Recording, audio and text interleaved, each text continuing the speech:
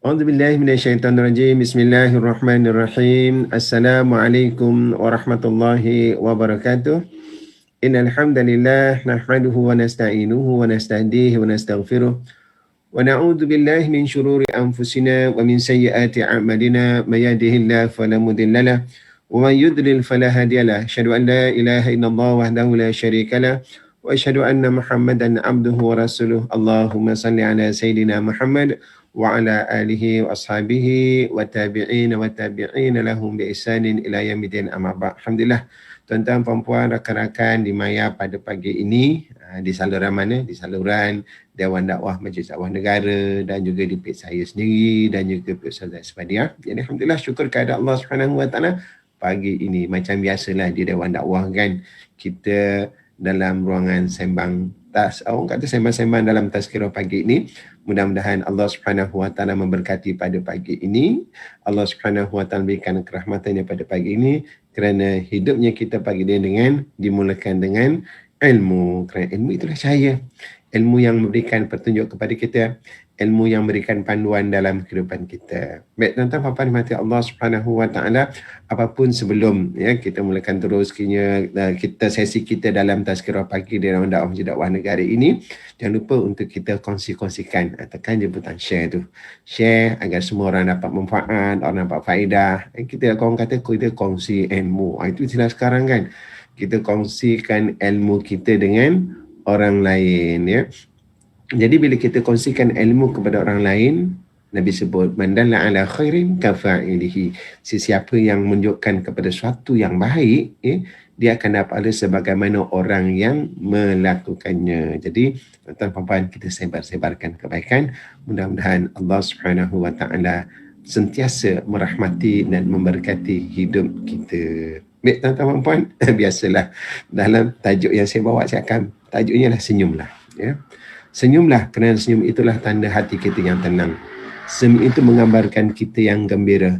Senyum itu tanya kita orang yang yakin dengan apa akan berlaku pada hari-hari yang mendatang. Selain daripada senyum itu adalah sedekah. Tabassumika fi wajhi akhika sadaqatun. Senyummu kepada rakan, kepada saudara, rakan sekeliling, teman taulan, kepada orang yang rapat dengan kita, dengan pasangan kita, dengan anak-anak kita, ini adalah sedekah. Jadi sedekah tak perlu nak keluarkan duit tuan-tuan puan. Mungkin sekarang nak sedekah, nak keluarkan duit, berkira-kira juga mana dalam pokok ni ada lagi ke tak, khususnya kepada yang bekerja sendiri, ya, dan ada yang dalam situasi pandemik hari ini, cabaran yang utama, ya, kehilangan pekerjaan, mungkin kehilangan pendapatan ataupun berkurangnya pendapatan, ya. Maka di kala itu, ya, itu bukan satu ujian kepada kita. Ujian kepada yang kehilangan harta, kehilangan nikmat, dan ujian kepada mereka yang ada harta dan ada nikmat, ya. Tuan-tuan puan, semoga dalam situasi yang ada hari ini, apa yang kita ada, kita bantulah kepada rakan-rakan dan teman-teman kita. Kita cakna, kita orang kata prihatin, selalu tengok teman-teman kita, kawan kita khususnya yang terkesan terjejah di pandemik ni kan. Kita dah bertambah lagi dah untuk PKP, untuk 14 hari lagi. Kita dijangkakan selesai pada 4 bulan pada hari ini. Tapi dek kan, kes yang sentiasa meningkat, ya, yang memang kita sangat membimbangkan, ya. Dan kebimbangan kita ialah apabila kes-kes ini seolah-olah menjadi biasa dan kita jadi tak kisah. Alah, dah ada hari tiga, dah ramai orang kena pun, jadi kita tak kisah. Ini yang cukup membahayakan kita, membimbangkan kita, di mana wabak ini sukar untuk dibendung. Akhirnya dia akan menjejaskan kepada banyak pihak, ramai orang, ya. Kerana apa? Kerana sukarnya kita untuk mendisiplinkan diri kita. Berilah, ya, bukan nak sokong sangat kerajaan, tapi itu konsep kita, mana kita saling bantu-membantu. Apa yang baik yang diusahakan pada autoriti, bila sokong kepada mereka, ya. Sebab kita kena kerjasama.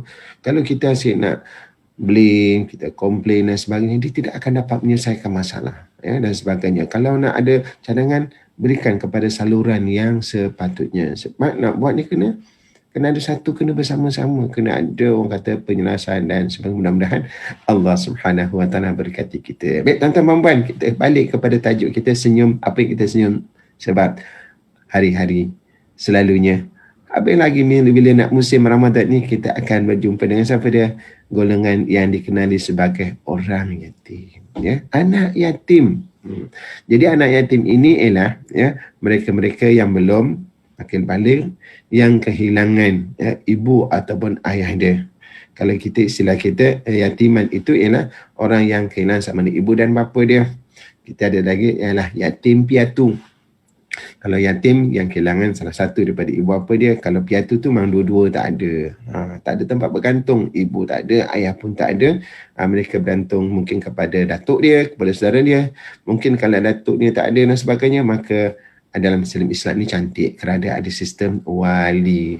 Jadi wali itulah yang dipertanggungjawabkan. Wali pun ada wali akrab, ada wali ab'ad. Wali akrab ni ialah wali yang dekat dengan anak yatim, ataupun orang yang dipertanggungjawabkan. Ada wali ab'ad, ya, wali yang lebih jauh. Jadi dalam Islam ni, ya, wali ini apabila berlaku kes-kes yang anak-anak ataupun ibu yang tidak ada orang tanggungjawab, maka wali inilah orang yang dipertanggungjawabkan, orang yang paling utama untuk ke depan untuk membantu kita. Jadi tuan-tuan puan-puan, bila kita jumpa anak yatim, ya, kita didatangi anak yatim, apa isu yang berkaitan anak yatim, maka senyumlah. Kerana di situ ada peluang apa? Untuk kita mendapatkan rahmat daripada Allah Subhanahu Wa Taala, untuk kita mendapatkan pahala daripada Allah Subhanahu Wa Taala, peluang untuk kita beramal ibadah, kan, itu peluang kebaikan, ya. Alhamdulillah tuan-tuan puan-puan, di tempat kita, orang Islam kita di Malaysia ni, apabila sampainya bulan, kita tak lama lagi, Rajab, Syaban, Ramadan, lebih kurang 69-68 hari lagi kita nak sampai ke bulan Ramadan, ya. Lebih kurang 2 bulan lagi. Dalam bulan Rajab ni memang selalu kita benar, Allahumma baligh fi Rajab wa Syaban wa balighna Ramadan. Ya Allah Tuhan kami, ya, berkatilah kami di bulan Rajab Syaban dan sampailah kami kepada bulan Ramadan, ya. Alhamdulillah tuan-tuan puan-puan, kita lihat Ramadan kalau yang lepas cukup cantik. Kita ketibikkanlah isu pandemik, yang kita masalah kewangan dan sebagainya, tapi cantiknya Ramadan tahun lalu 2020, di mana ramai imam-imam yang terlahir, ramai, ya, individu-individu yang boleh menjadi imam untuk salat tarawih di rumah. Pasal kan tahun lepas di mana kita berhari raya, kita menjalankan ibadah puasa dalam, ya, PKP juga, ya, yang kita tidak boleh ke mana-mana, hari raya pun tidak dalam keadaan yang cukup terkawal, ya, pergerakan ke sana sini. Jadi rahmat di situ ialah kita dapat menghidupkan, ya, rumah itu menjadi rumah-rumah Allah, ya. Setiap rumah menunaikan solat tarawih berjemaah, itu kan. Senyumnya kita, rahmatnya Allah Subhanahu Wa Taala berikan apabila ada musibah pandemik COVID-19 ini. Jadi antara perkara yang perlu kita santuni juga ialah anak yatim. Jadi fokus kita hari ini kita supaya apabila berjumpa dengan anak yatim, maka senyumlah kerana Allah Subhanahu Wa Taala memberikan peluang kepada kita untuk melakukan kebaikan, ya. Dan dalam Al-Quran memang Allah Subhanahu Wa Taala memberi suatu larangan, memberikan suatu peringatan yang sangat besar kepada mereka yang menzalimi, menganiaya dan memakan harta anak yatim. Innal ladzina ya'kuluna amwalal yatama zulman innama ya'kuluna fi butunihim nara. Sesungguhnya orang yang memakan, mengambil, ya, menggunakan harta anak yatim dengan cara yang tidak betul, innama ya'kuluna fi butunihim nara, sesungguhnya di akhirat nanti dia akan memakan api neraka di dalam perutnya. Cuba bayangkan tuan-tuan puan-puan, api yang ada di luar ni pun kita nak sentuh, kita merasa kita sanggup, tiba api itu kita masukkan dalam perut kita. Allah Rabbi, ya, na'udzubillah min zalik. Sebab itulah tuan-tuan puan-puan, saya memang sangat orang kata menghormati mereka-mereka yang berusaha untuk menyantuni anak yatim, ya, mengurus anak yatim, ya, menyediakan rumah anak yatim. Tapi saya ingatkan kepada diri saya ini rakan-rakan untuk sentiasa berhati-hati dalam kita mengurus harta anak yatim. Sebab apa tuan-tuan puan-puan mati Allah Subhanahu Wa Taala, orang yang memberikan sumbangan semua siapa? Untuk anak yatim. Duit ni untuk apa? Untuk anak yatim. Tabung di masjid, tabung apa? Tabung anak yatim. Jadi bila ia dikhususkan untuk anak yatim, ya, maka ia adalah menjadi hak, ya, siapa? Anak yatim. Dan kepada pengurus-pengurus, mereka adalah sebagai pemegang amanah. Orang yang dipertanggungjawabkan untuk mengurus, sebab anak-anak yatim ini dia tidak mampu mengurus, ya.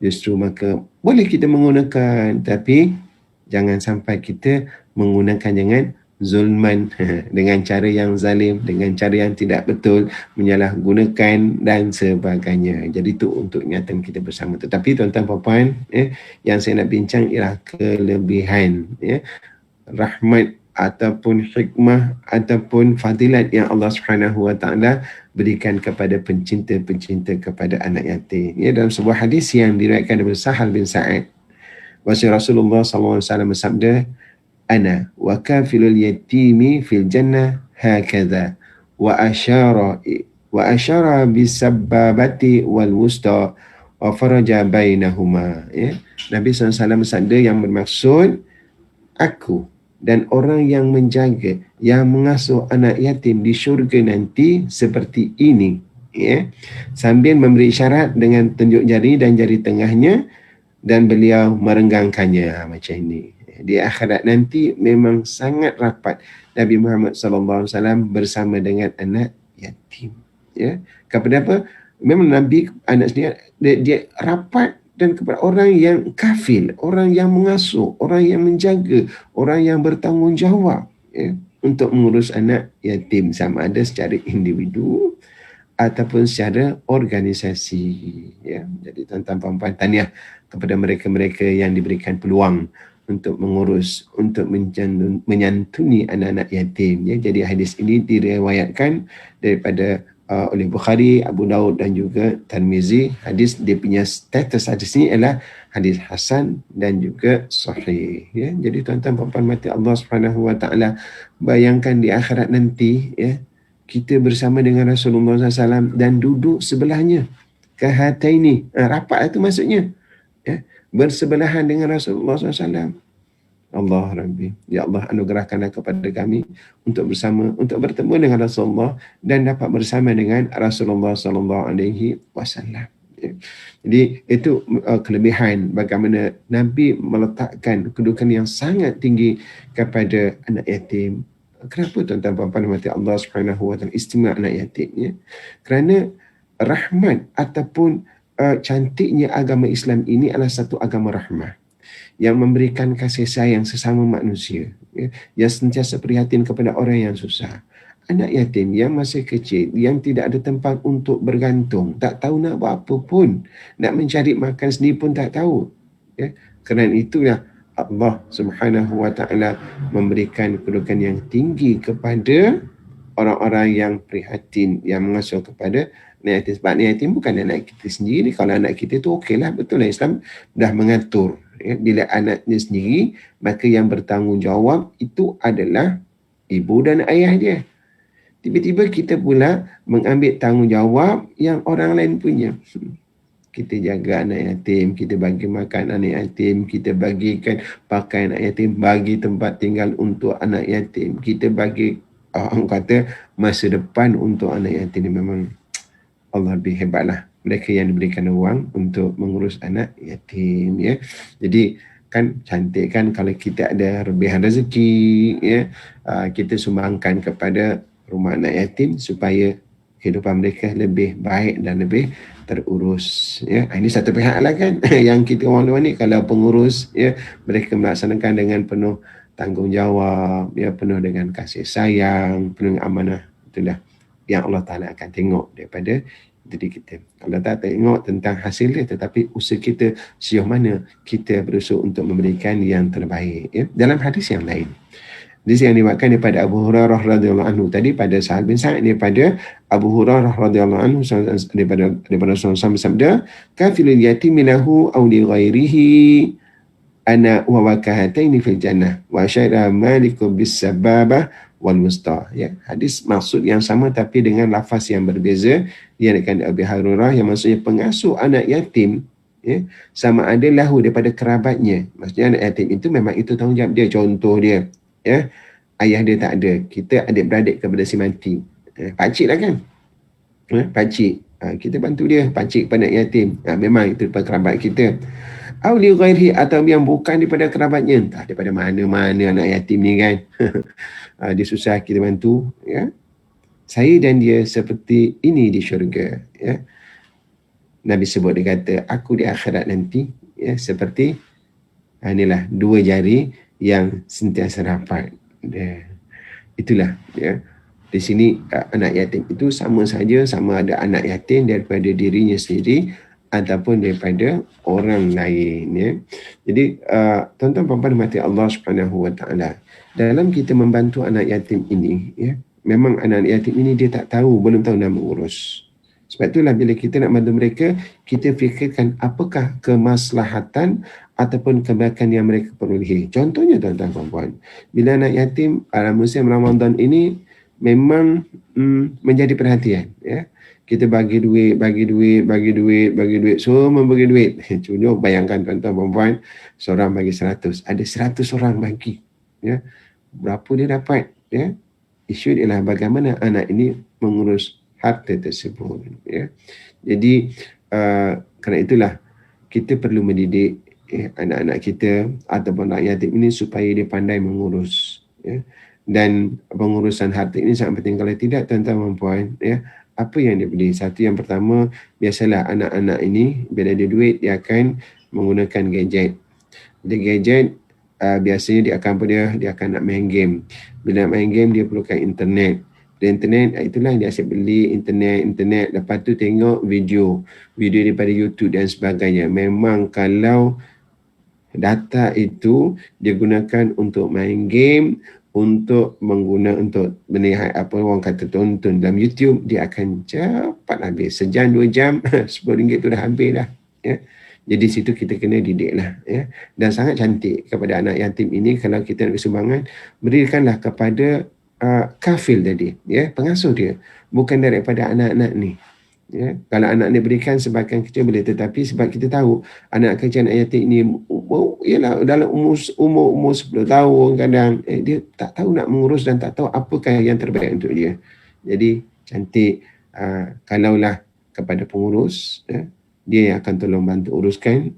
Kalaulah kita ada, contohlah kita adalah wali kepada anak yatim, maka kitalah yang menguruskan harta anak yatim ini, ya.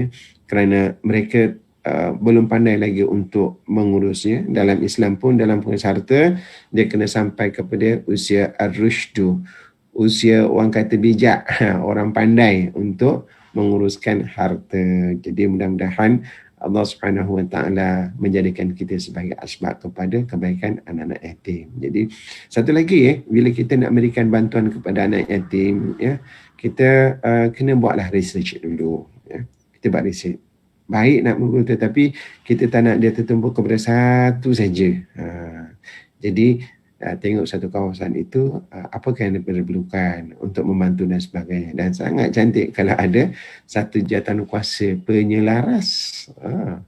Jawatan kuasa penyelaras di peringkat negeri ke, di peringkat daerah ke, supaya orang-orang anak yatim berada sekitar itu, mereka dapat pembagian sama rata, ya. Kalau kita seorang, ternampak semua bagi kat dia, nanti semua tertumpukan dia, orang lain tak tahu pula. Betul cantik, ya. Kita di setiap kampung kita ada masjid, ya. Setiap kampung ada masjid, itu ada jawatan kuasa masjid dia. Jawatan kuasa masjid itu ada pula dia punya, siapa dia? Dia punya jawatan kuasa yang akan data-data siapa yang anak yatim dan sebagainya. Jadi bila kita berikan kepada masjid, kepada itu, dia akan sampaikan dengan cara yang orang kata adil untuk semua, ya.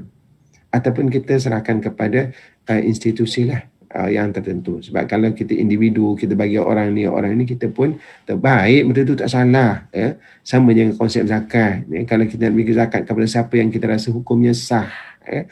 Tapi untuk melihat kepada keberkesanan pengagihan zakat itu, memang perlu ada pengurusan yang terurus dengan baik, ada data dia, ada kajian dia, tengok siapa yang memerlukan, jadi tidak tertumpu kepada satu pihak yang tertentu. Itu ya tentang perempuan, peluang yang ada Allah Subhanahu Wa Taala berikan kepada kita untuk menyantuni anak yatim, kita urus dengan baik. Jadi kalau kita buat begitu kan cantik ya.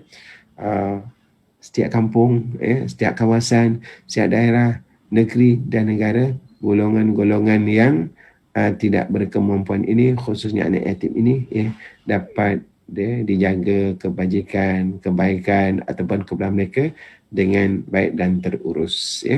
Dah 2 hadis saya bacakan, bagaimana Rasulullah SAW menceritakan kepada kedudukan yang sangat istimewa kepada mereka-mereka yang prihatin mengurus anak yatim yang dinamakan sebagai kafil ataupun pengasuh. Kan dalam kitab fiqh ada babul kafalah. Dia ada hadhanah, ada kafalah. Hadhanah ni biasanya ialah kanak-kanak yang masih kecil.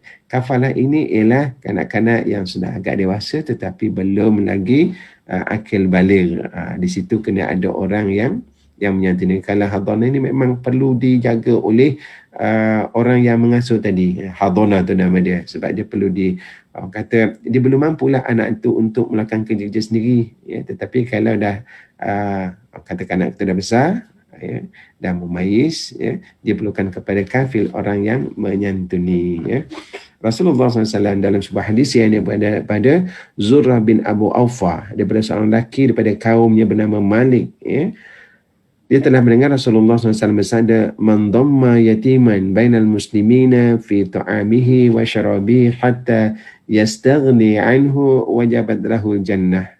Wa man adraka walidayhi aw ahaduhuma thumma lam yaburrahuma fadakhala an-nar fa'abadahu Allah wa ayyuma muslimin ataqa raqabatan muslimatan kanat fikakahu minan nar." Maksudnya, barang siapa yang mengajak bergabung seseorang anak yatim di antara 2 orang muslim dalam makanan dan minumannya sehingga anak yatim itu mampu berdikari, maka dia pasti mendapatkan syurga. Itu poin dia. Siapa yang mengajak ataupun menggabungkan, mengambil anak yatim di antara 2 orang muslim dia dalam makan dan minumannya. Maksudnya kita makan 2 orang, lepas tu nampak anak yatim, kita bawa mereka. Atau dengan maksud yang lebih besar, kita dalam kehidupan kita, dalam keluarga kita, kita jumpa anak yatim, kita ambil anak yatim menjadi keluarga kita. Sehinggalah dia boleh berdikari, dia mampu untuk melakukan kerja-kerja sendiri. Hatta yastaghni anhu. Maksudnya yastaghni anhu, dia tak perlukan orang lain. Dia boleh mandiri, dia boleh berdikari, dia boleh mencari kehidupan sendiri, dia buat kerja sendiri, kenyang dan sebagainya. Di situ kan tuan-tuan dan puan, Nabi kata apa? Wajabat lahul jannah. Wajib baginya syurga. Tuan-tuan puan nak syurga ke tak? Pastinya semua nak syurga kan? Saya memang pastilah nak syurga. Tuan-tuan apatah lagi. Memang kita nak syurga sebab kadang-kadang nanti ada 2 tempat je, sama ada syurga ataupun neraka. Takkan kita nak pilih satu lagi yang neraka tu, na'udzubillah min zalik. Keadaan yang sangat Allah Rabbi tak mampu untuk kita nak bayangkan. Kerana Nabi sebut, Nabi sifatkan tentang keadaan neraka itu, kepanasannya itu seperti apa? Api yang kepanasan ialah 70 kali ganda daripada kepanasan api yang ada di atas dunia ini. Jadi mudah-mudahan Allah Subhanahu Wa Taala memelihara kita dan kita menyantuni anak itu sebagai asbab untuk kita mendapatkan belas kasihan daripada Allah Subhanahu Wa Taala. Kerana hadis tadi kan, siapa yang mengajak ataupun mengambil anak yatim untuk makan bersama-sama dan kita bantu dia sampai dia boleh berdikari, Nabi kata wajabat lahul jannah, wajib baginya syurga. Mudah-mudahan jadi tuan-tuan puan jelas pada kita.